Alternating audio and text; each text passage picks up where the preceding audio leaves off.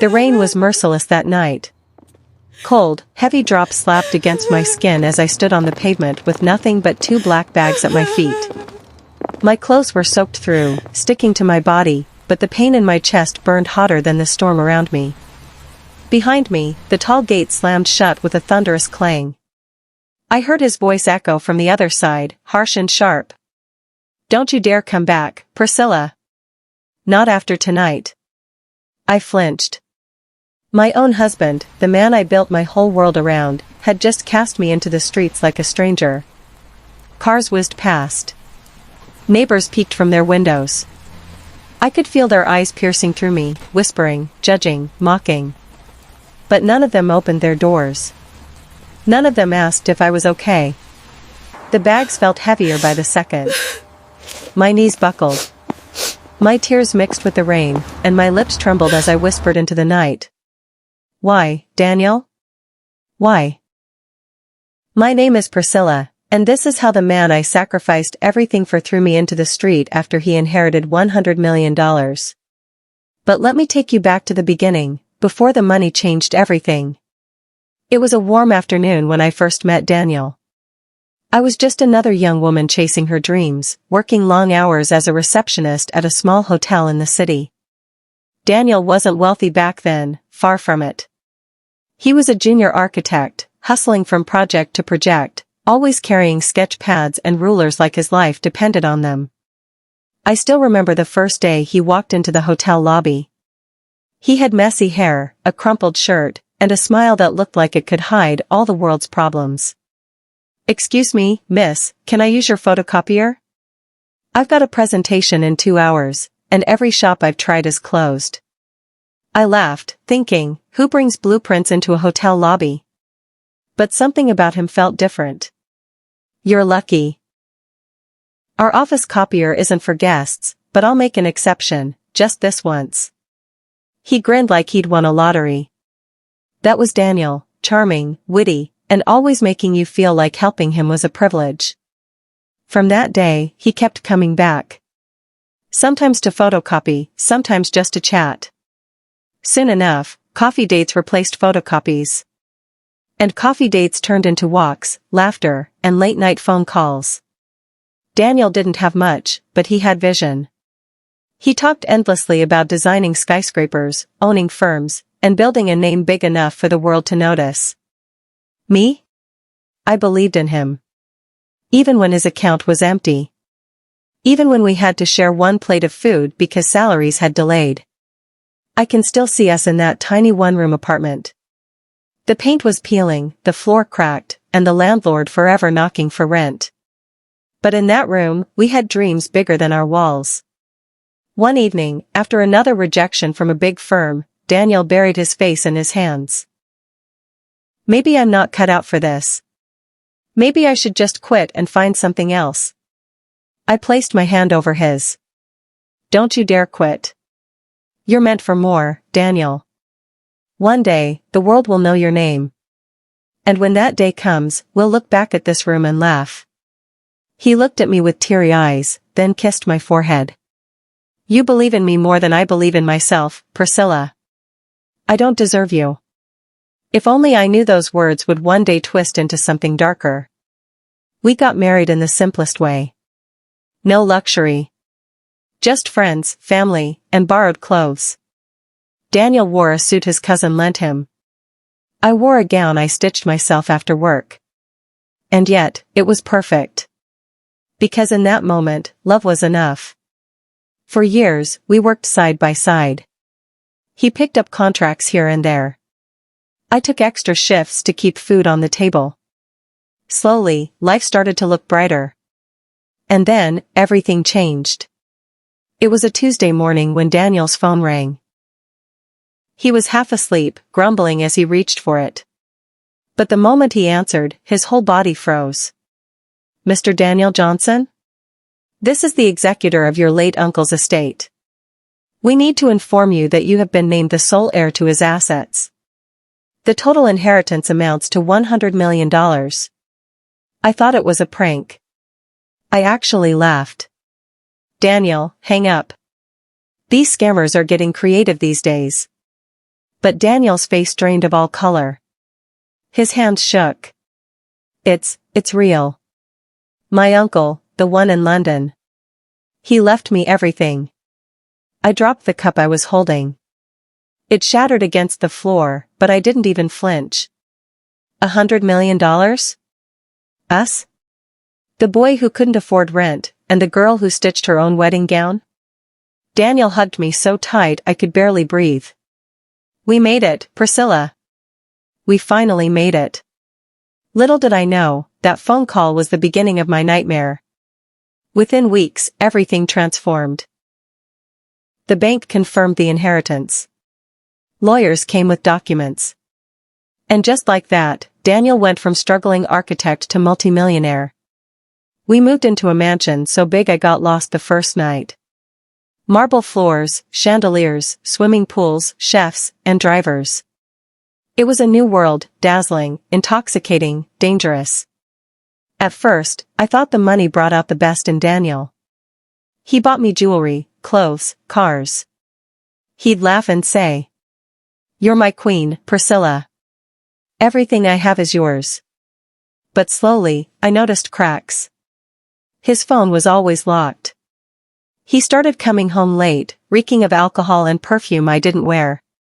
He dismissed my questions with anger. "Don't nag me, Priscilla. Do you know how stressful it is managing this fortune? You should be grateful." Grateful? That word cut deeper than a knife. Hadn't I stood by him when he had nothing? Hadn't I carried his dreams when he wanted to give up? But I stayed quiet. Because I believed, or maybe I hoped. The man I fell in love with was still somewhere inside. I was wrong. The mansion that once felt like a dream soon became a cage. At first, I wandered through the endless hallways in awe, my fingers trailing along polished walls, my reflection caught in every glass surface. But soon, I realized, the bigger the house, the colder it felt. Daniel was changing. He stopped eating dinner with me. He'd rather sit in the lounge with his new friends, businessmen with expensive suits and women who laughed too loudly at his jokes. They drank wine that cost more than our entire wedding, while I sat upstairs, staring at untouched plates.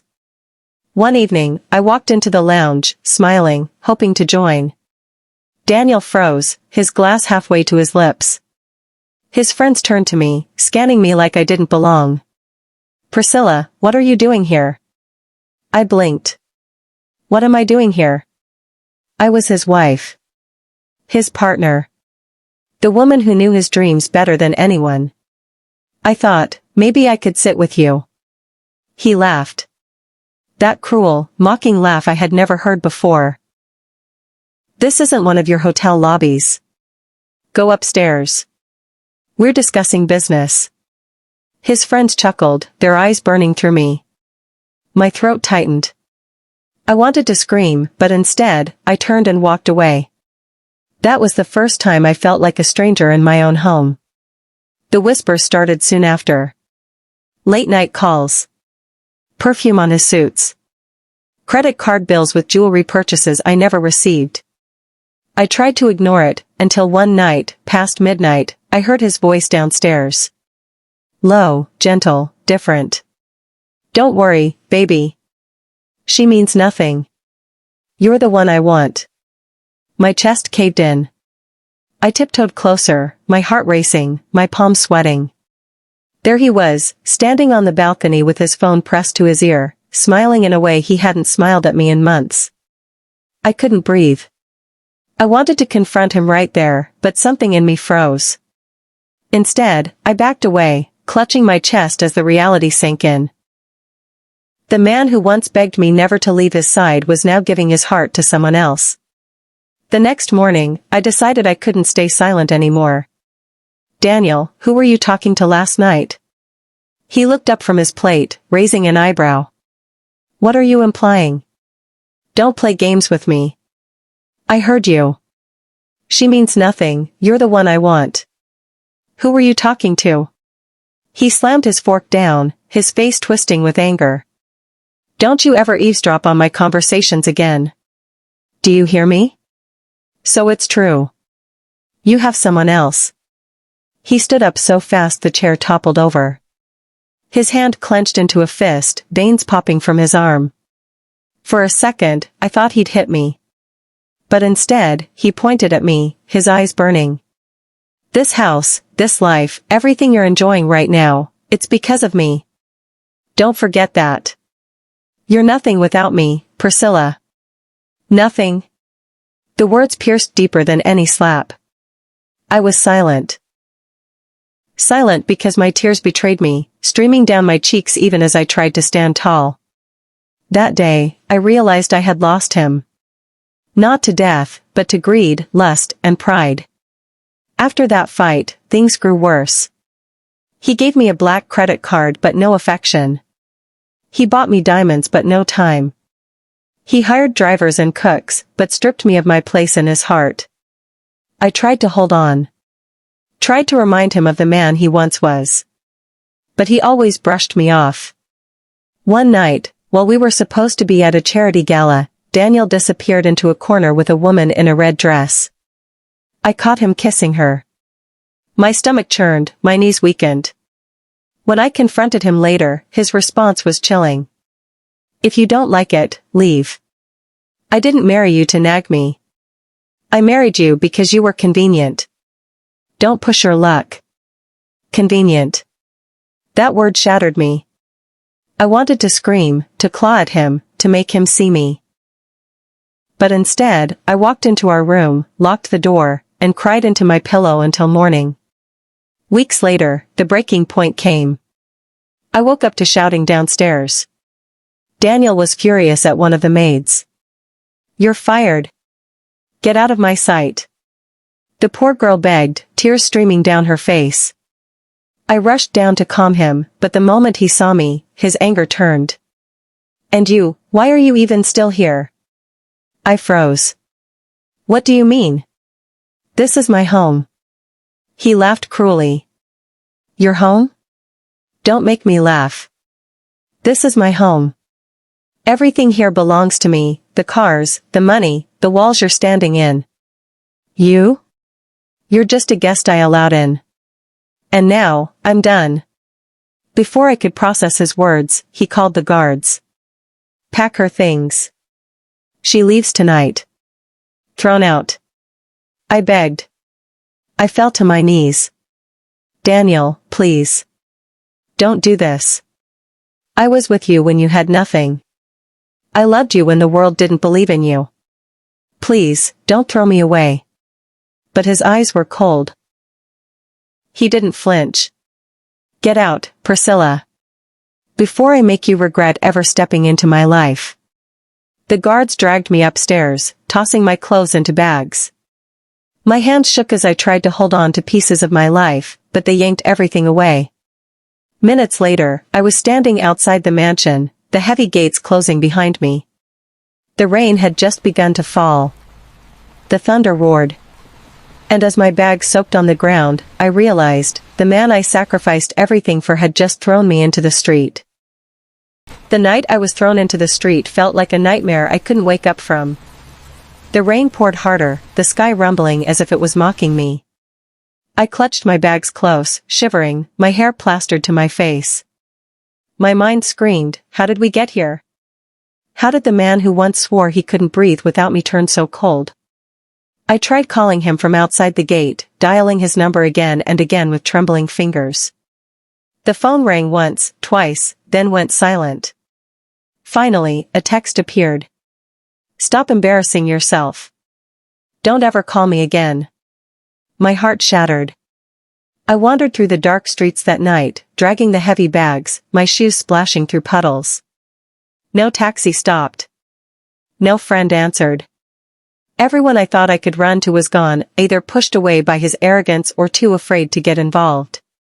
Eventually, I collapsed at a bus stop, hugging my knees, sobbing until my body went numb.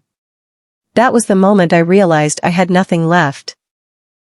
No home, no money, no husband. Just pain. The next morning, the sun rose, but nothing felt new. My clothes were still damp, my eyes swollen from crying. I picked up my bags and walked aimlessly. Hunger gnawed at me, but I ignored it. All I could think about was the life I had just lost. I tried calling old colleagues, but they either gave excuses or hung up quickly. The news had already spread, he had thrown me out. And people? They love a scandal, but no one wants to carry your burden. By evening, I found a cheap motel on the outskirts of town. I used the little cash I had left to pay for a room. For cracked walls, a broken ceiling fan, and a bed that smelled of dust. It wasn't home, but it was all I had. As I lay there staring at the ceiling, one question haunted me: what do I do now? Meanwhile, he was living the opposite of my nightmare. The mansion buzzed with music, parties every other night. He flaunted cars, yachts, and women as if they were trophies. Social media exploded with pictures of him spraying money in clubs, surrounded by people who worshipped his wealth. But none of them loved him. They loved what he had. And though I was broken, I knew deep down, karma was patient. And it was coming for him. The weeks that followed were brutal. My savings ran out fast. I sold my jewelry to survive. I even skipped meals to stretch the little I had left. Nights were the worst, lying awake in that tiny room, remembering the mansion, the laughter we once shared, the promises he made. Sometimes, I'd whisper into the darkness, "Why did you change? Why wasn't I enough?" But the silence was my only answer. One afternoon, as I walked through the market, I overheard two women gossiping. "Have you heard about the new woman he's parading everywhere? That model with the long legs?" one said. "Yes," the other laughed. "She's all over his money now. But men like him never learn. She'll drain him dry." Their laughter cut through me like a blade. I walked away quickly, hiding my tears. But life has a way of turning tables. 3 months after I was thrown out, the first cracks in his empire appeared. It started with rumors. A failed business deal. A lawsuit from a partner he had cheated. The flashy model he flaunted everywhere suddenly disappeared, vanishing with expensive jewelry and a chunk of his money. Still, he pretended everything was fine. The parties continued, the noise never stopped. But behind the curtains, his fortune was bleeding. One rainy evening, the same kind of night he threw me out, I got a call. The number was unfamiliar, but my heart raced when I answered. His voice was shaky, almost unrecognizable. "Priscilla. I need to see you." For a moment, I couldn't speak. After everything he had done, now he was calling me? He continued quickly, desperation dripping from every word. "Please. I know I hurt you. I know I was wrong. But everything is falling apart. The money, the business, the friends. They're all gone. I have no one else to turn to. Please, help me." I froze, the phone trembling in my hand. The man who once told me I was nothing without him, was now begging me not to leave him alone. I took a deep breath. My lips trembled, but my voice came out steady. "Now you know how it feels." Before he could respond, I ended the call. My tears flowed, not from pain this time, but from the strange satisfaction of watching karma do what I couldn't. And yet, my heart ached. Because despite everything, a part of me still remembered the man I once loved, the man I had believed in. But that man was gone, buried under greed and pride. As I stared out the window of my small room that night, the rain tapping against the glass, I knew this was just the beginning of his downfall. And somehow, deep inside, I knew he hadn't seen the worst of it yet. Watch out for part 2. Please like, subscribe and share this video.